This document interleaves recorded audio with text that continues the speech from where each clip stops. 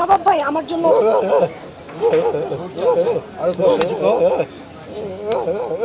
উনি বলছে দলে দলে আমাকে ভোট দেন আমাকে ভোট দেন, আমি অনেক ভালো, তাই তো? ওকে ওকে, দেখেন এটাই ভালোবাসা, এই ভালোবাসার জন্য এখানে আবার বহুদিন পরে আসা। তো জানি না বাকি ভোটাররা কি করবে। আমি যদি ওনার ভোটটা পাই, এই ভোটটা আমার কাছে একটি ভোট 100 ভোটের সমান। যে প্রকাশ করতে পারে না সে আমাকে ভালোবাসছে।